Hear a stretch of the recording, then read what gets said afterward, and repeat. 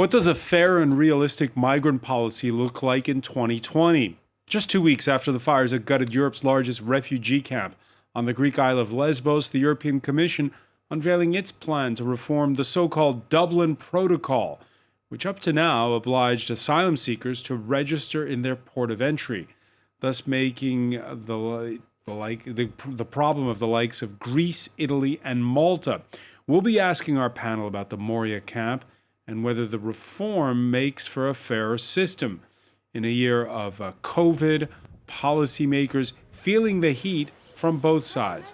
The Commission President's native Germany is polarized, with some calling on Berlin to take in refugees, while in other parts, the far right grows louder. Over in Italy, the far right may have suffered setbacks in regional elections this week, but if citizens feel abandoned by Europe, who knows how high Matteo Salvini and his ilk will go? And what about Central European states, who, under the reform, can sponsor refugees instead of taking them in? Today in the France 24 debate, we're asking what's fair when it comes to migrant policy. Joining us, Pierre-Henri Dumont, Member of Parliament for the Conservative Les Républicains Party, representing the city of Calais, well, the Calais region, I should say. Thank you for being with us here on France 24. From Brussels, Stelios Kimporopoulos, a member of the European Parliament from the ruling New Democracy Party. Thanks for joining us. It's my pleasure, thank you. From Lesbos, Eric Marquardt is member of the European Parliament from Germany, from the Green Party. And you're visiting the refugee camps that are there. We'll ask you about that in a moment. Thank you for joining us. Thank you. And from Berlin, Alina Liapina, member of the coordination committee of Seebrücke, which I guess translates as Sea Bridge. Explain what Sea Bridge is. Thank you for inviting me. Seebrücke, or Sea Bridge in English, that is correct, is a civil society movement and now active in Germany, Austria, and Switzerland, demanding safe passage and legal pathways to Europe for all people who seek shelter and help for different reasons.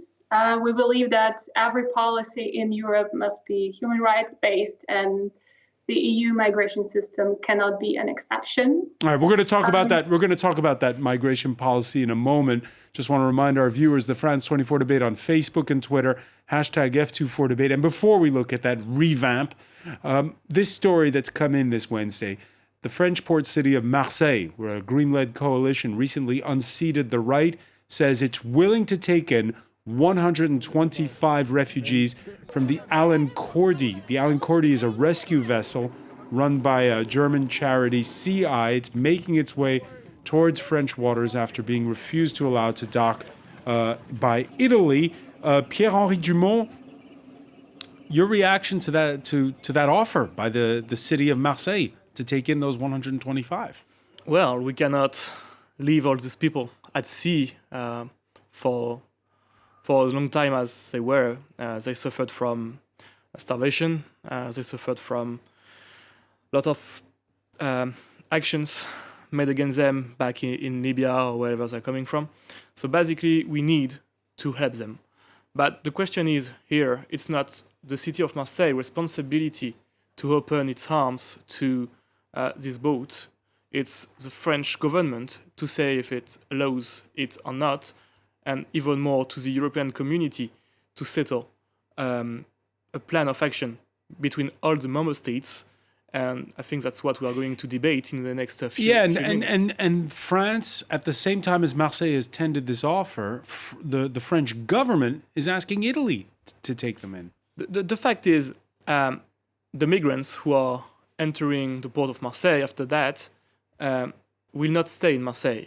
And so that's a decision to be made, not by the city, but by the government. So again, a mayor, whatever color or political feelings the mayor of any city is, cannot, in France, say, yes, I'm going to open my port to these boats. So we need to take, again, actions to decide all together with the 27 member states what we're going to do with these migrants. And we cannot... and in this particular case, you're saying it's the government's call, not the city's call. Clearly, because it's migration issues are something very specific on a governmental level, not on a local level. So basically, it's up to the government to say yes or no. I saw they said no, but again, we need to take action in the next few days and the next few hours because they have been at sea for too long now. Just very briefly, Eric Marquardt, because we do want to get to the heart of the matter. Do you agree with Pierre-Henri Dumont that it's not up to the city of Marseille to decide? Not that easy to find a short answer, but I try. I would say it's a situation where Marseille do not decide that they say they want to welcome the people because they are kind of thinking they are responsible. It's just they taking responsibility because nobody else feels responsible. And if you just point with a finger on each other and saying, no, the government is responsible, the government is saying Brussels is responsible, Brussels is saying the member states is responsible, that's not politics in the end. Politics is to solve problems and not to shift one problem from one point to another. And that is what I think is the challenge now. Yeah, so trying to make it clear who's responsible for what. You could say that that's at the heart of what was announced out of Brussels this Wednesday. Take two for migration reform. The last attempt saw nations that were outvoted simply ignore quotas for refugees. This time, the European Commission taking a different tack, as Kathy Clifford explains. A plan to better share the burden of migration across EU states and take the strain off external border countries like Greece and Italy. This package reflects a fair and reasonable balance between responsibility and solidarity among member states. We all share the benefits. We all share the burden. All EU states would be obliged to help under the new proposal, but could choose between a range of ways to do so, including taking in new arrivals, funding returns on behalf of other states, as well as various forms of operational support. But in the event of a major migration crisis, EU states would be obliged to take people in or pay to send them back. If a state failed to return migrants to the country of origin within 8 months, it would be forced to take them in, something Eastern nations, including Poland and Hungary, have repeatedly refused to do. The proposal also aims to speed up border procedures with new pre-entry screenings. Currently, the only obligation is for a member state to take the fingerprints of someone who arrives irregularly and simply registers. Under the new pact, all arrivals will be subject to a thorough security, health and identity check, and this will allow for immediately directing people immediately to the right procedure. An increased focus on returns is being suggested, including a stronger role for the European Border and Coast Guard, a newly appointed EU return coordinator, and a network of national representatives to ensure consistency across the bloc. The proposed system would also put states with external borders under closer monitoring to ensure they don't violate the law, after reports of pushbacks in countries such as Hungary and Greece. Stelios Kimpamoropoulos, you approve the measures that have been exposed this Wednesday? This is the first thing that I have to say is that we start to speak about a proposal. In order to have a final text, we need to take more steps. We need to start from Council and have the position of European Parliament. So with that proposal, we have a first text that it is needed. We need to create a common policy on migration and asylum. And I will use the words of Vice President Mr. Iskinas, that the problem with that it has created in Lesbos and the other Greek island and mainland is that not because of Europe, but we have lack of Europe. So I think that this and does this proposal go far enough? Does this proposal does it go far enough? Does it go far enough in relieving the burden of a country like Greece, which is at the front line, at the gates of Europe? I think that it's not something that we can discuss that it solves the problem of migration. Because migration is a global issue, so we need to find the best solution. And if you count that. We need to discuss among 27 member states. It is a difficult issue. Now I think that we have the proposal. We need to focus on that, to search about some efforts and to find the positive issues of this proposal. But I think that we are in a good way. On the right path, you agree, Alina Liapina? No, I don't think we are on the right path. I think, in fact, that the proposal by the Commission made today is a recipe for disaster. For years, we have witnessed the horrible impact of the European migration policy on people's lives, appalling conditions in camps on Greek islands and Libya, thousands of deaths at sea in the Mediterranean Sea, and deadly violence and pushback at EU borders. The new proposal is essentially business as usual, keeps the Dublin system intact, which will again sooner or later lead to backlogs in processing applications for asylum by a single country of the first arrival, which is again Greece, among others. It also proposes to sustain and expand the horrible border camp system that proved to be a total failure, and it causes continuous humanitarian crisis at our borders. The system that was proposed by the Commissioner Johansson is based on racist sentiments as well. It sorts out people arriving on European shores according to nationalities, even before they had a chance to file their application for asylum. It allows for more prediction and order, maybe, but it does not address our key demand, which is respect for fundamental human rights. Pierre-Henri Dumont, you just heard there, Alina Liapina, the fundamental human rights of those who are coming and seeking asylum, how you process them.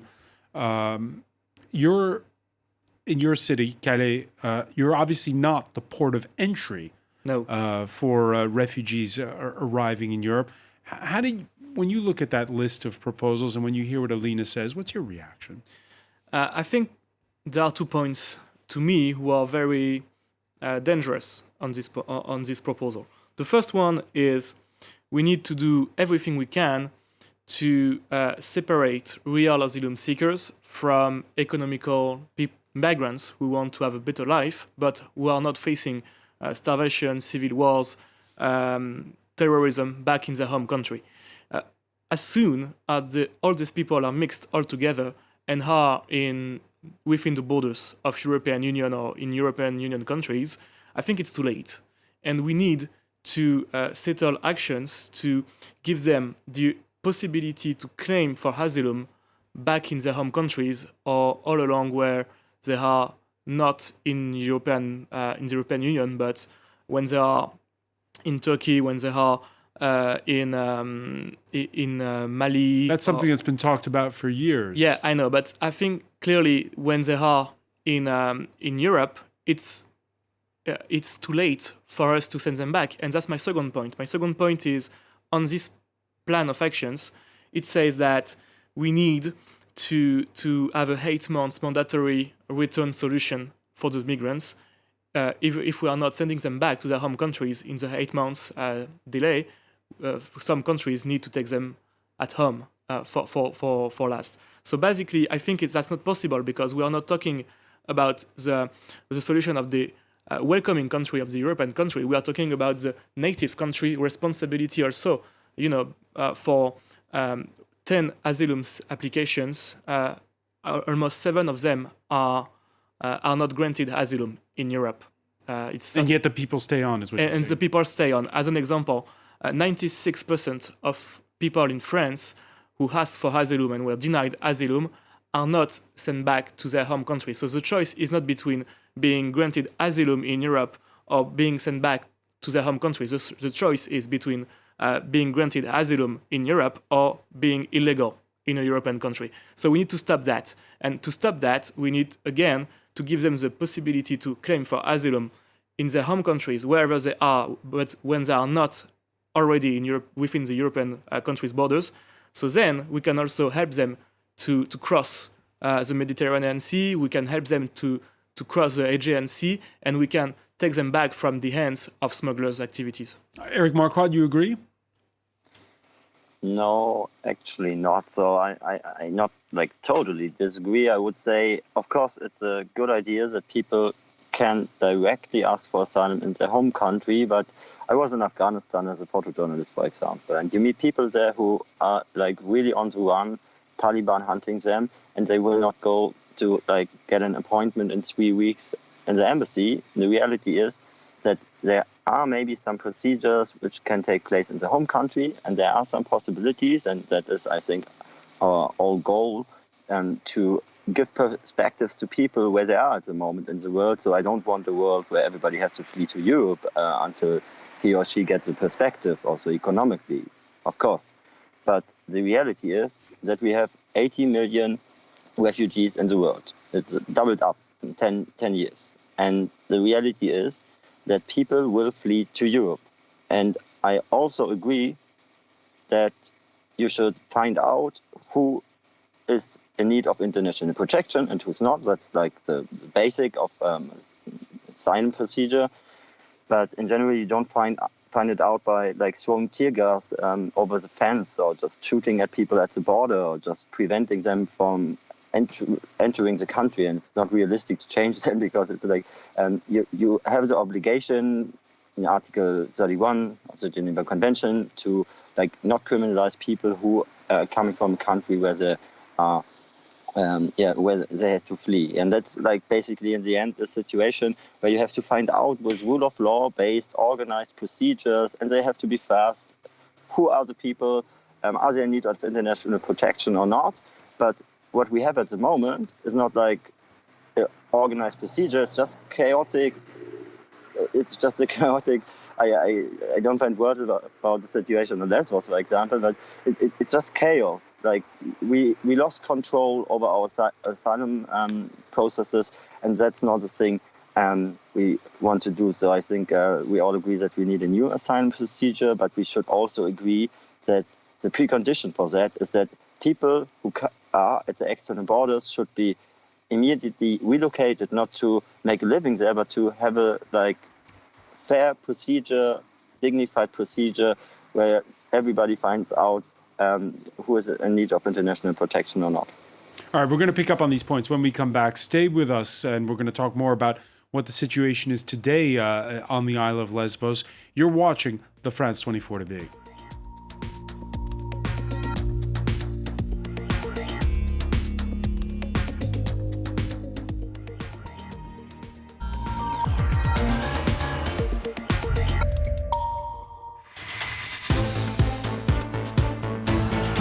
Welcome back, or welcome if you're just joining us. It's the France 24 debate. The EU announcing new measures to redress imbalances when it comes to migrant policy. Up to now, it had been the port of entry, most notably, that was the one that registered migrants, many of whom who didn't want to settle in those frontline countries like Italy and Greece. We're talking about it with Pierre-Henri Dumont, member of Parliament, the French Parliament, with the conservative Les Républicains party from Brussels.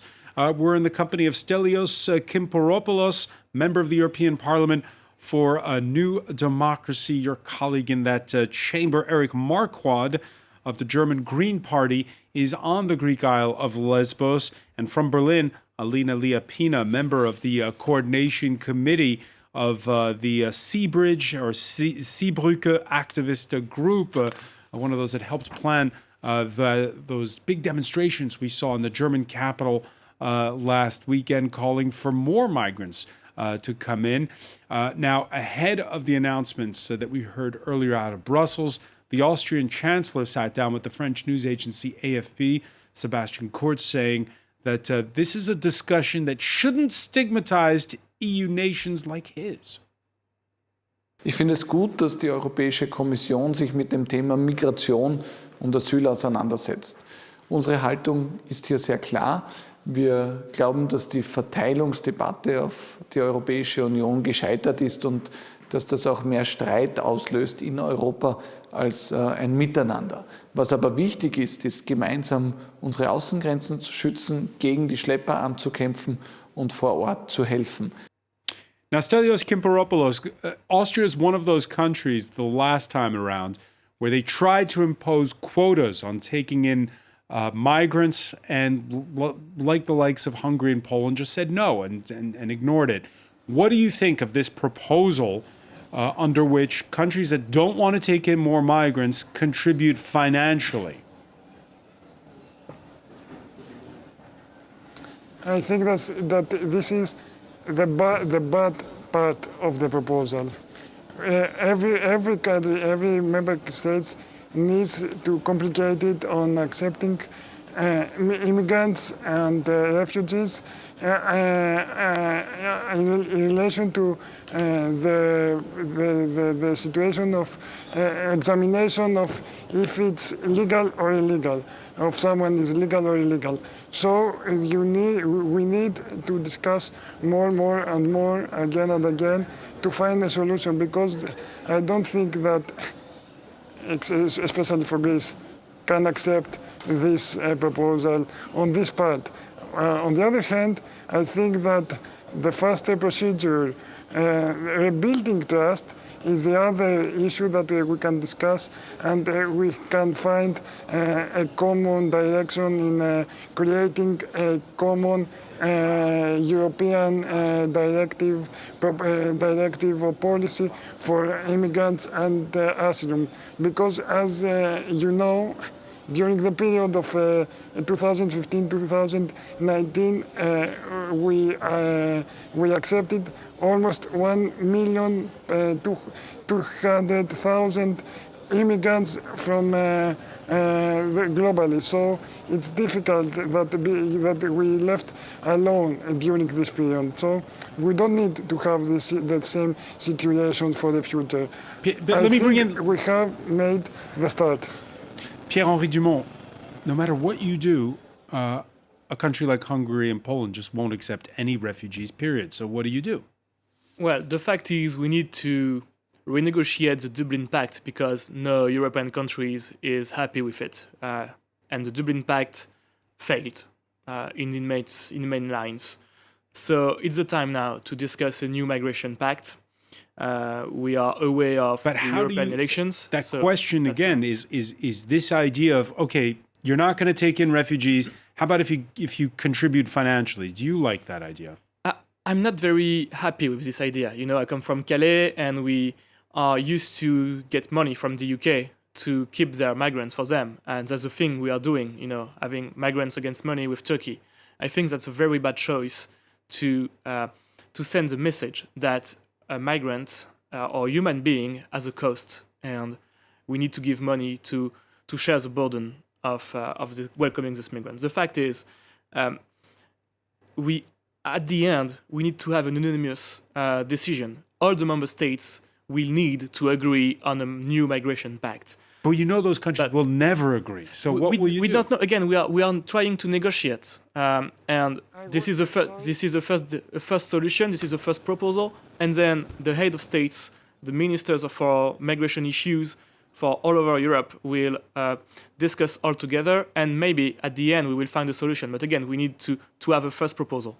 Stelios Kimperopoulos, very briefly. I totally agree, but and I insist that this is a first proposal. We have many steps to conclude an acceptable text. So don't say that Poland or other countries cannot accept immigrants. We stay on the state that we have a proposal, and this part is very important. Alina Liapina, under what conditions do you see the likes of Poland and Hungary or Austria accepting more migrants?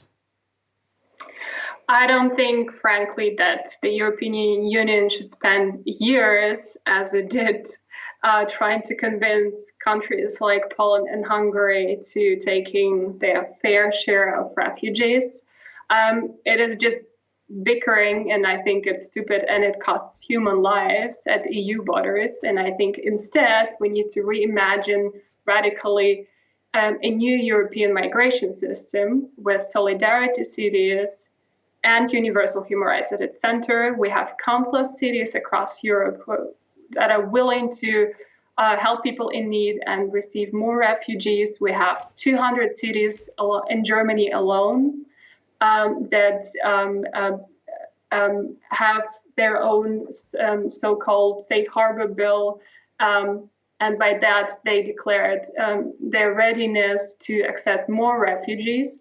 We have over 180 cities and towns in the Netherlands that are willing to do the same. We have dozens of municipalities in France, Italy, and Spain that are also willing to take in refugees. That's why we advocate to abolish the camp system that brought nothing but misery and remains nowhere near to any sustainable or viable solution, and instead focus on a direct reception in the willing municipalities across Europe. And that should be, of course, coordinated and financially supported by the European Union and its authorities. Pierre-Henri Dumont, your reaction to those demonstrations we saw last weekend in Germany, and do you wish there, again, your town of Calais, you have the refugees there. Do you wish there were more French cities calling for to take in some of them? Again, the problem is, I think, not about refugees. The problem is about all these economical migrants who are coming in Europe for some economical issues. We see that 30% of all the migrants who are crossing the Mediterranean or the Aegean Sea are at the end recognized as refugees. And so it means that 70% of them are economical migrants. Everyone, I think, in Europe, a lot of European and majority of European countries will agree on some kind of system to welcome refugees. But as we are not able to separate economical migrants to true refugees, we are going to this dead end. And at the end, we've got some decisions made by cities, by regions, by countries. Some of them are welcoming, some of them are not welcoming. So basically, as long as we are not trying to do everything we can to separate the refugees from the rest of the migrants, the economical migrants, we are not going to find a very clear and easy solution. And that brings us to another remark that we heard from Alina Liapina, which is that she's calling for an end to refugee camps like Moria, the one 2 weeks ago that was gutted by fire. Many there have been rehoused close to the capital of Lesbos at Karatepe. I hope I'm pronouncing that correctly, Eric Marquardt. Tell us what the situation is where you are right now. So, in general, I would say that I was on Lesbos for several times since 2015, and every time I was there, I recognized new problems and no change in the situation in a good way. So there was no school in Moria, not enough health care, there was not enough food, there was not enough accommodation, there was not enough of everything, not enough police, everything was missing. And this place was on fire for 5 years actually, and now we are forced to look at what we did at the external border of the European Union. And I would say it's an interesting idea, of course, to separate economical migrants from asylum seekers. Everybody's saying that somehow. But how do you do that if you have a camp at the external borders, and not one, but several camps where it takes 5 years or 3 years or for some 2 years until they have their first interview. So nobody's asking them for years why you are here, what's the situation. So they are registered, but that's just a big problem, and it's caused by. And why are they not being screened? And because it's a little bit complex. So the European Union member states left Greece alone, and Greece left the islands alone, and in the end, there's not enough capacity on the island, but you could solve it somehow. But I think that what we have to recognize is that we did not want to solve it, like not me as a person or some parties and member states, of course, but European Union member states like Hungary, like Austria, they did not want to solve a problem because they wanted to profit from this problem. And if you don't want to find a solution on problems, you have a Moria in the end. And I think it's just a little bit. What do you mean by profit? What do you mean by profit from the problem? And we have many right-wing populists just saying, okay, leave them somewhere, they should do something there. But the reality is that people arrive irregularly. And if you want to find out who is an economical migrant and who's not, you need a system for that. And you cannot just leave people in the mud. They do not disappear if you treat them like animals. It's not a situation. But of course, there was a strategy to deter people by, for example, criminalizing search and rescue vessels, but also by very bad living conditions in camps like Moria. That was a strategy, just sending the signal, please don't come here. The external borders are like a place where you don't want to be. Please stay in your country. And that is also not a system which works because it creates chaos, it creates inhumane situation, and it's a shame for Europe in the end. So we talk about people here, and now Moria burned down, 13,000 people on the streets. Basically, most of them, actually all of them, the victim of this fire. And then we left them on the streets as Europe for 1 week, and now we put them into a camp. I was in this camp, I saw it, where there are not enough toilets, not enough from everything. And you can say, okay, that's maybe a crisis and it takes time. Okay, leave that out. But if you see that people who are positive on corona, who are corona infected, are behind barbed wires together with people who are not corona infected but had contact. So how is it possible in Europe that you imprison people with corona together with people who don't have corona? And how is it possible that you use a place where the army was using it as a practice spot? So you find ammunition on the ground and you see soldiers, actually, it's unbelievable. You see soldiers searching for ammunition where children are playing 5 meters away. It's you can see it on social media on my account. It's not like I just tell a story. It's insane and it's a crime. And we should maybe stop just rebuilding the problem again and again and again, and be a little bit realistic and say, okay, people will arrive irregularly, maybe not in the big amount of numbers we saw in 2015, because it was the biggest refugee movement since the Second World War. Last 2 years, we had less than 200,000 people arriving irregularly at the external borders. That's something we should just deal with. And maybe with Stelios, we are in the parliament, we have to make the laws. We disagree on some points, I would say, but we can manage in the European Parliament to find a compromise. But what is the biggest problem of the European Union at the moment is that the European member states just do not take the responsibility to solve problems. And all right, let me bring in Stelios Kimperopoulos on this, because both, and you heard there, Eric Marquardt mention how one of those issues of people with COVID and being those who don't have it on Lesbos was one of those issues that came to a head 2 weeks ago when you had those fires. And now we're getting reports that another Greek island that's close to Turkey, Samos, the same thing is happening. Is this on purpose, the way Eric says, to try to avoid what they call the pull factor, encouraging others to try to come to Europe? No, look, I can agree totally with Eric that we talk about people. So we need to find the best solution. Unfortunately, as I said before, Greece left alone all the previous year. So we tried to solve the problems with our own resources. And you need to remember that we have We have left behind an economical crisis that it's very difficult for us to create a safe place both for the habitats, but because we don't need to forget the habitats. Inhabitants of Lesbos have lived very difficult times because of the camps, and also we need to create a safe place for immigrants and refugees. So let me just ask you, Stelios, whose job is it, for instance, picking up on Eric's point, whose job is it to make sure there are enough toilets in those camps?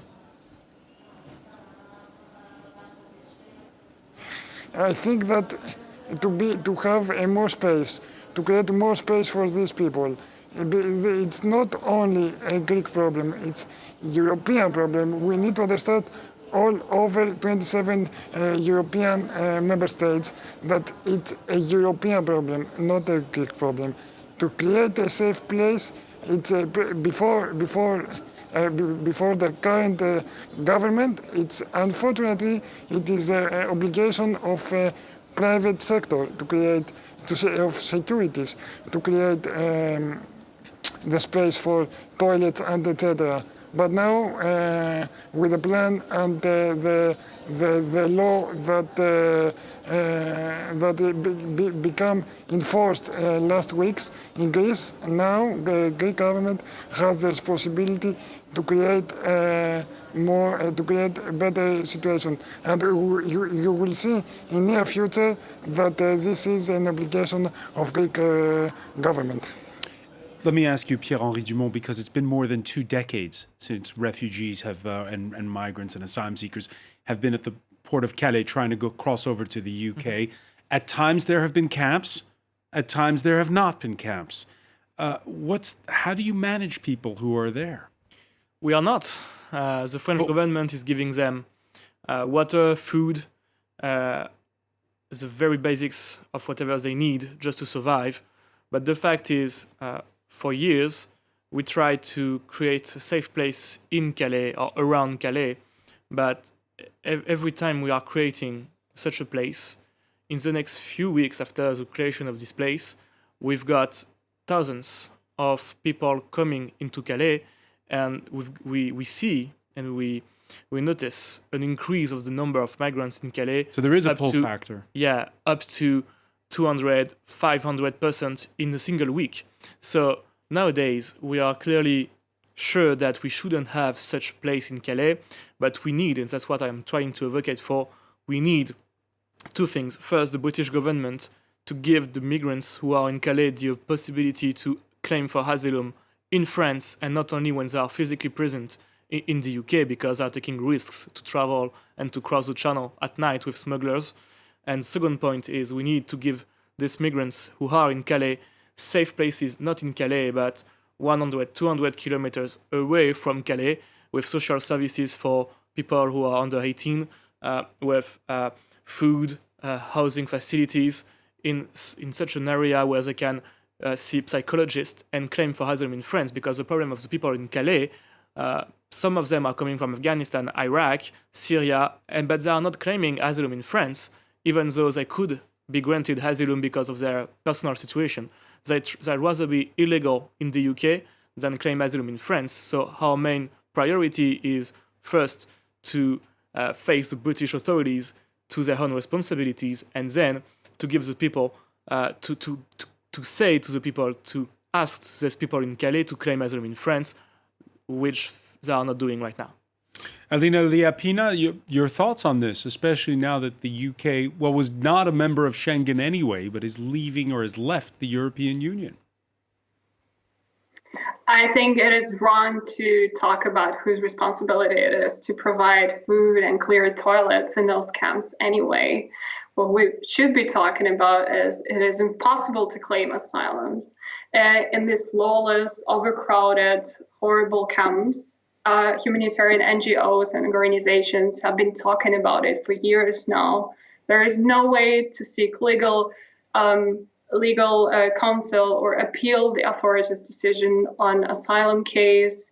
the idea that somehow these detention camps all of a sudden become more effective or respect the rule of law or human rights is just an illusion. And I think it is very dangerous as well to distinguish between the wrong and right refugees.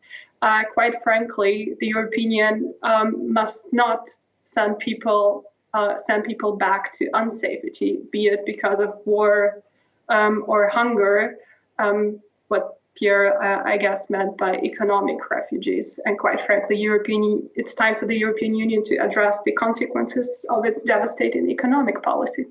Pierre Dumont, one final word. There was a front-page report in the Daily Telegraph last week claiming that the French Coast Guard was taking asylum seekers and pushing them out to sea on purpose towards the British coast. Did you see any evidence of that? No, these are lies.